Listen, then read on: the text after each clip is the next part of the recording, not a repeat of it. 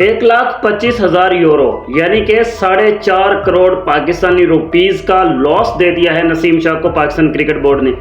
And उस time पर कि जिस टाइम पाकिस्तान की कोई बिजी शेड्यूल भी नहीं है, उस टाइम पर नसीम शाह को एनओसी जारी नहीं किया गया फॉर द 100 लीग 2024, जो कि 23 तारीख से शुरू हो रही है, 23 जुलाई से शुरू हो रही है। और इसमें कोई भी पाकिस्तान के मैचेस भी नहीं हैं, लेकिन नसीम शाह का एनओसी जो है वो कैंसिल कर दिया गया है।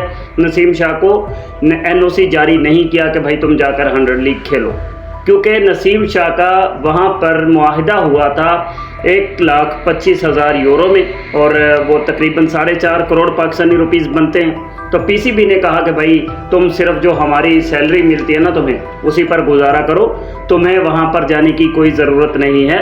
और फ़िलहाल तक जो अपडेट्स हैं उनके मुताबिक ये कहा गया है कि वर्कलोड मैनेजमेंट की वजह से नसीम शाह को हमने एनओसी जारी नहीं किया है।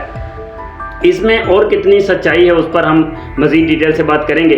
अगर आप लोग पहली बार मेरे चैनल पर आ रहे हैं, लाइक भी कर दीजिए, सब्सक्राइब भी कर दीजिए, क्योंकि आप दोस्तों से यही हमेशा तवक्को किया है कि भाई आप लाइक भी करोगे, सब्सक्राइब भी करोगे।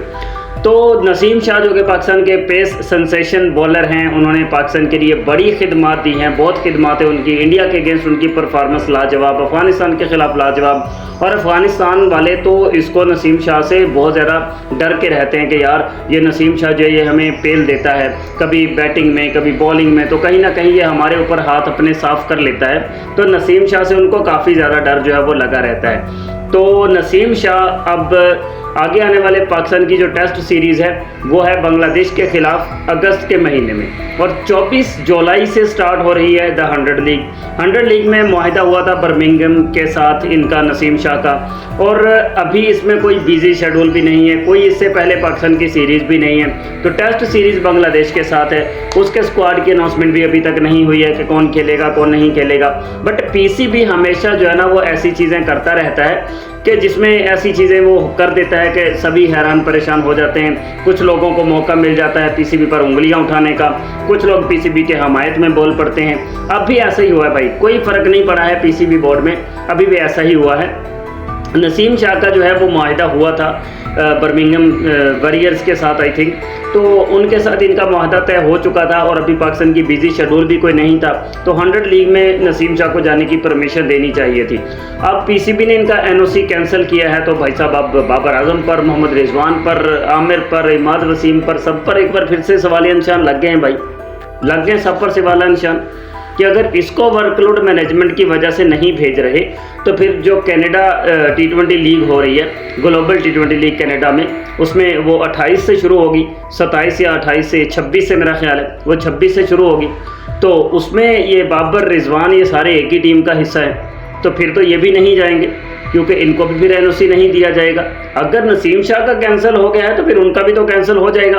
और इसने तो द 100 लीग खेलनी है और उन्होंने 120 लीग खेलनी है, मतलब 120, ये 100 बॉल्स की होती है, वो 120 गेंदों की होगी, तो फिर वहाँ पर उनको भी परमिशन शायद ना दी जाए। ये अब बड़े लोग परेशान हैं कि भाई अब बाबर आजम जाएगा नहीं जाएगा, क्योंकि इतना टाइम हो गया बाबर आजम की बैटिंग देखे हुए, रिजवान की बैटिंग देखे हुए, कि वर्ल्ड कप से जब आउट हुए थे तो उसके बाद से अब तक हम लोगों ने उनकी बैटिंग ही नहीं देखी है। तो लोग तरस रहे हैं भाई, हमने बैटिंग देखनी है उनकी। और अभी जो सूरत हाल है वो ये है कि नसीम शाह का एनओसी कैंसिल हो गया है, शाहीन शाह अफरीदी पर कोई 1 साल की पाबंदी लगने के चांसेस बने हुए हैं। बाबर आजम, रिजवान, इन्होंने ग्लोबल T20 लीग खेलने के लिए जाना है, तो उस पर भी अब वो बादल मंडला रहे हैं यूं करके कि यार पता नहीं ये भी जाएंगे या नहीं जाएंगे। तो अब जो इस वक्त की ताज़ा तरीन ब्रेकिंग अपडेट्स न्यूज़ हैं वो ये है कि नसीम शाह को द 100 लीग के लिए एनओसी जारी नहीं किया गया पीसीबी की तरफ से।